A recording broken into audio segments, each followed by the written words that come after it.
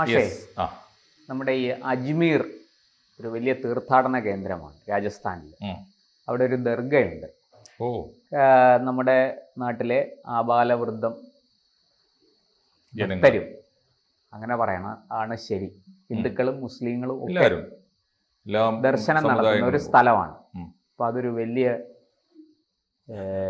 എന്താ പറയണ്ടേ, ഒരു വിവാദത്തിലേക്ക് പോകുന്ന ലക്ഷണമുണ്ട്. സംഭാലിന് പുറകെ അങ്ങനെയൊന്നും സംഭവിക്കാതിരിക്കട്ടെ. ഈ അജ്മീർ ദർഗ ഒരു പഴയ ശിവക്ഷേത്രമാണ്. അത് വളരെ പണ്ട് തൊട്ടേ അങ്ങനെ ഒരു ജനങ്ങളും അങ്ങനെ വിശ്വസിക്കുന്നുണ്ട്. അതിലാർക്കും എതിർപ്പൊന്നുമില്ല. രണ്ടു കൂട്ടരും അവിടെ പോകുന്നു, പ്രാർത്ഥിക്കുന്നു. അവിടെ ഒരു സൂഫിയുടെ എന്താ പറയുക സമാധി അവിടെ ഉണ്ടെന്നാണ് സങ്കല്പം. ഒരു സൂഫി, മുസ്ലിം സൂഫി, അദ്ദേഹം അവിടെ വെച്ച് സമാധിയായി. അദ്ദേഹത്തിൻ്റെ ആ ഭൗതിക ശരീരം ഇപ്പോഴും അവിടെ അതിൻ്റേതായ നമ്മൾ ഈ സന്യാസിമാരുടെ ശരീരം സമാധി ഇരുത്തുന്നത് പോലെ ഇതും സമാധി ഇരുത്തിയിട്ടുണ്ട് അവിടെ.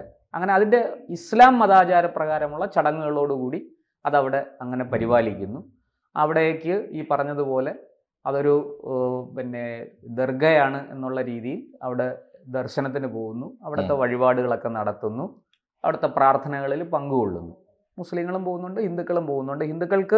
പോകുന്ന ഹിന്ദുക്കൾക്ക് പലർക്കും അതൊരു ശിവക്ഷേത്രമായിരുന്നു എന്നുള്ളൊരു ധാരണ അവരുടെ ഉള്ളിലുണ്ടെന്നാണ് ഞാൻ ഉത്തരേന്ത്യയിൽ നിന്ന് മനസ്സിലാക്കുന്നത്. രാജസ്ഥാനിൽ ഈ അജ്മീറിൽ ഞാൻ താമസിച്ചിട്ടുണ്ട്, എനിക്കറിയാം. ഞാൻ അതിനുള്ളിൽ പോയിട്ടില്ല, അതിൻ്റെ പരിസരത്ത് പോയിട്ടുണ്ട്. വലിയ തിരക്കാണ് അവിടെ. ഇപ്പം എന്താ മാഷേ, ഈ അജ്മീർ ദർഗ കത്തുകയാണോ? എന്താണ് ആ വിഷയം? രാജ്യത്തിൻ്റെ ഏറ്റവും ഒടുവിലത്തെ ആശങ്കയാണ് അജ്മീർ. അജ്മീർ എന്ന് പറയുന്നത് രാജസ്ഥാനിലെ വിഖ്യാതമായ, ഇപ്പോൾ വിശ്വപ്രസിദ്ധമാണത്. ലോകത്തിലെ എല്ലാ ഭാഗത്തു നിന്നുമുള്ള ഭക്തന്മാർ വന്നു പോകുന്നുണ്ട്. പ്രശാന്ത് വളരെ കൃത്യമായിട്ട് പറഞ്ഞതുപോലെ അവിടെ വരുന്ന ഭക്തന്മാർക്ക് ജാതി മത ഭേദങ്ങളില്ല. അതിൻ്റെ ഒരു പ്രധാനപ്പെട്ട കാരണം അതൊരു സൂഫി സ്ഥാപനമാണ്.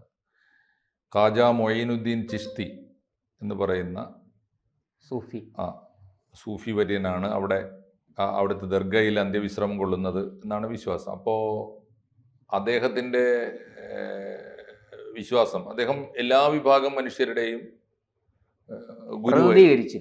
ഗുരുവായിരുന്നു, ആത്മീയാചാര്യനായിരുന്നു. എല്ലാവരും അവിടെ പ്രാർത്ഥിക്കാൻ വരുമായിരുന്നു. എല്ലാവർക്കും അവിടുത്തെ ആഘോഷത്തിലും അവിടുത്തെ ആചാരങ്ങളിലും എല്ലാവരും പങ്കുവഹിക്കുന്നു. അങ്ങനെ ഒരു സംസ്കാരമുണ്ട്. ഒന്നാമത്തെ കാര്യം അത് സൂഫി സ്ഥാപനമാണ്. എനിക്കിപ്പോൾ ഇതുവരെ വന്ന ഇന്ത്യയിലെ ഈ ആരാധനാലയങ്ങൾക്ക് നേരെ വന്ന അവകാശവാദങ്ങൾ, അതുണ്ടാക്കുന്ന സംഘർഷങ്ങൾ, അതിനെക്കുറിച്ച് ഇതുവരെ ഉണ്ടായതിനേക്കാൾ വലിയ ഉത്കണ്ഠ അജ്മീർ ഉയർത്തുന്നുണ്ട് പല കാരണങ്ങളാൽ. ഒന്ന്, അജ്മീറിലേത് ഒരു സൂഫി സ്ഥാപനമാണ്, സൂഫി ദർഗയാണ്.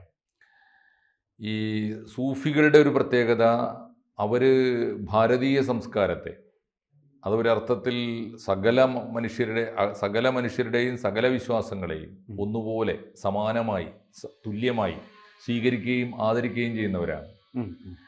അങ്ങനെയുള്ളൊരു വിശ്വാസം ഉള്ളതുകൊണ്ടാണ്, അത്തരത്തിൽ സമന്വയത്തിൻ്റെ ഒരു സംസ്കാരം സൂഫികൾക്ക് ഉള്ളതുകൊണ്ടാണ് ഇന്ത്യയിലെ മുഖ്യധാരാ മതസംഘടനകളൊക്കെ ഇവരെ ഏറെക്കുറെ മാറ്റി നിർത്തുന്നത്. പ്രത്യേകിച്ച് ഇപ്പോൾ ഈ ഇസ്ലാമിനകത്തെ പരിഷ്കരണ പ്രസ്ഥാനങ്ങൾ എന്ന പേരിൽ അറിയപ്പെട്ട മുജാഹിദ്, ജമാഅത്തെ ഇസ്ലാമി തുടങ്ങിയ സംഘടനകളൊക്കെ എപ്പോഴും ഇവരെ അന്യമത സംസ്കാരമായിട്ടാണ് കൂട്ടുക. അപരത്വം കൽപ്പിച്ചിട്ടുണ്ട് അവർക്ക്.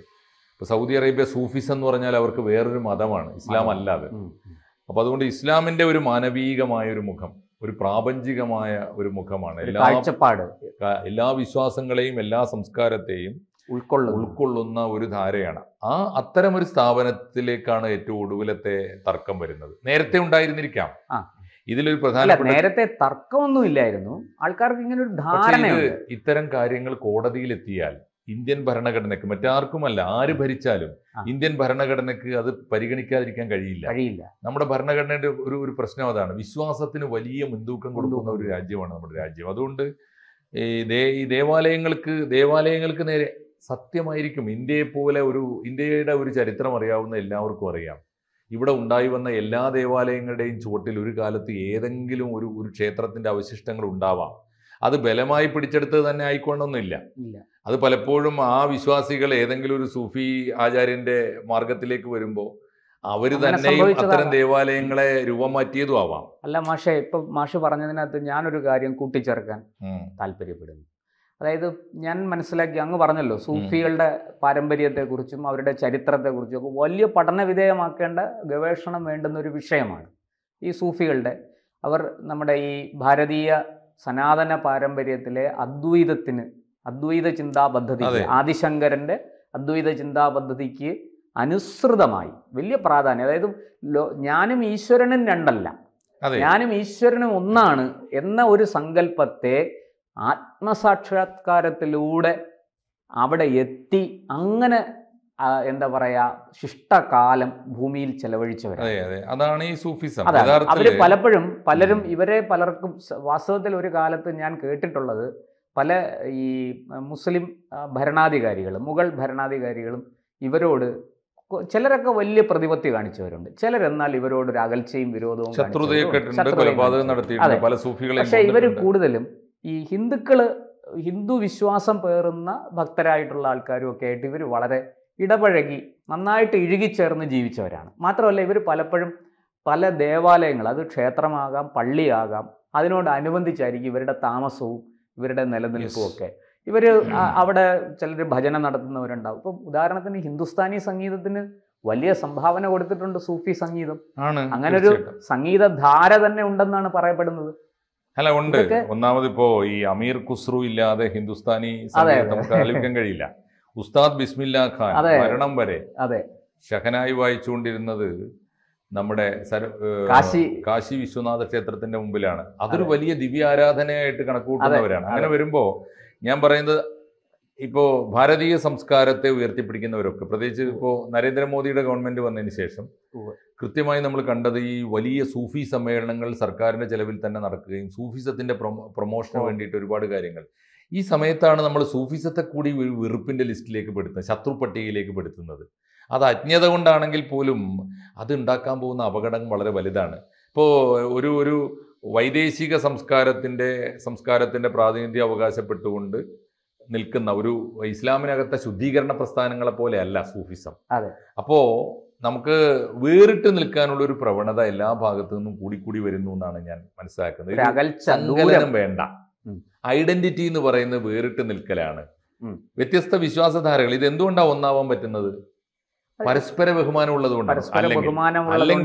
അല്ലെങ്കിൽ ഈ വഴികളൊക്കെ ഒന്നാണ് എന്ന് ഉള്ള ബോധ്യത്തിൽ നിന്നാണ്. ആ ബോധ്യമുള്ള ആശയപരമായ ഒരു എന്താ പറയണ്ടേ ഒരു സമന്വയത്തിന്റെ, അങ്ങനെ വിശ്വസിക്കുന്ന സാരൂപ്യത്തിന്റെ, ഒരു സാമ്യതയുടെ. അങ്ങനെ വരുമ്പോ നമ്മൾ വേറിട്ട് നിൽക്കേണ്ടവരാണെന്നല്ല, എൻ്റെ ഹിന്ദു സഹോദരൻ അപരനാണെന്നല്ല.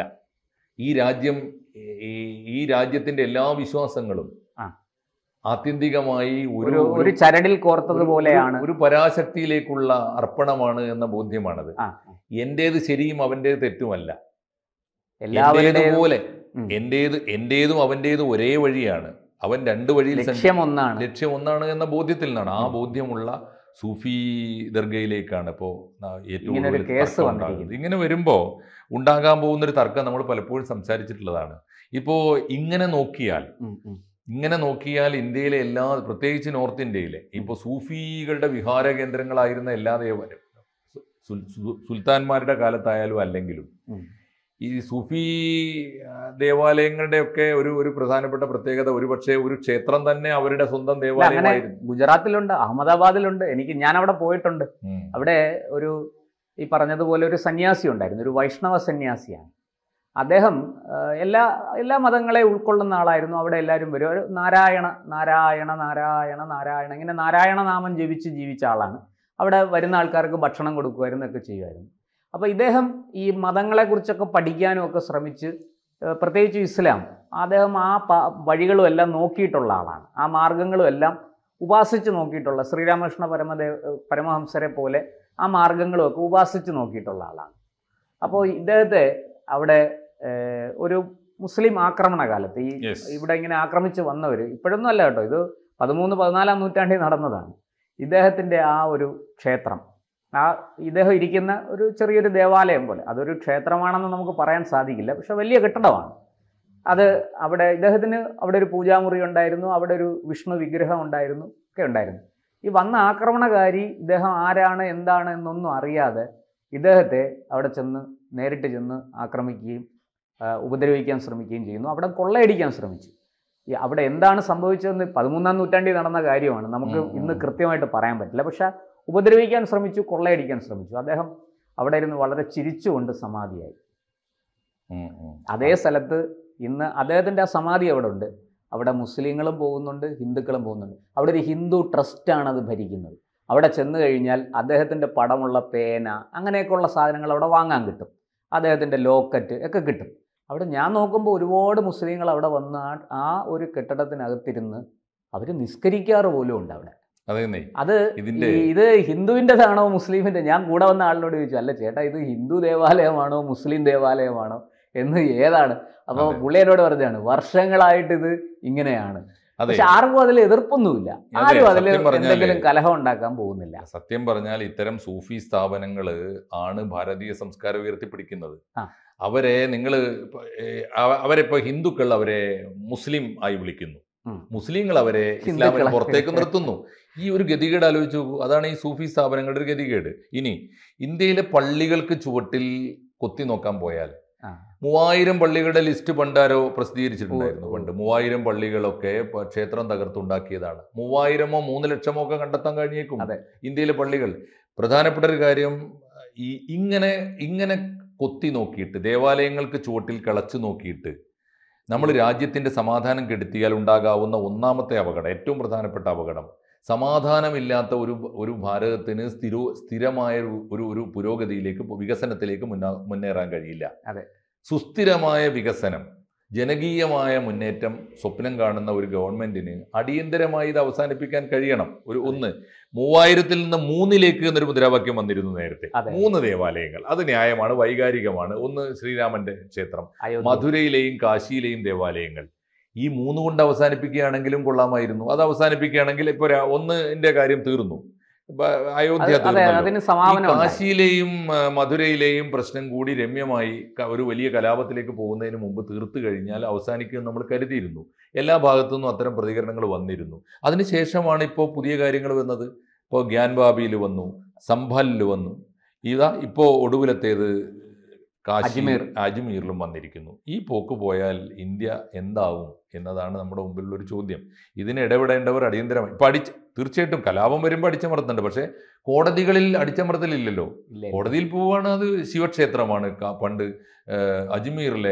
അജ്മീറിലെ ഖാജ മൊയ്നുദ്ദീൻ ചിഷ്തിയുടെ ദർഗാ ഷരീഫ് നിലകൊള്ളുന്ന സ്ഥലത്ത് പണ്ടൊരു ശിവക്ഷേത്രം ഉണ്ടായിരുന്നു. ആർക്കും നിഷേധിക്കാൻ കഴിയില്ല, ഉണ്ടായിരിക്കാം.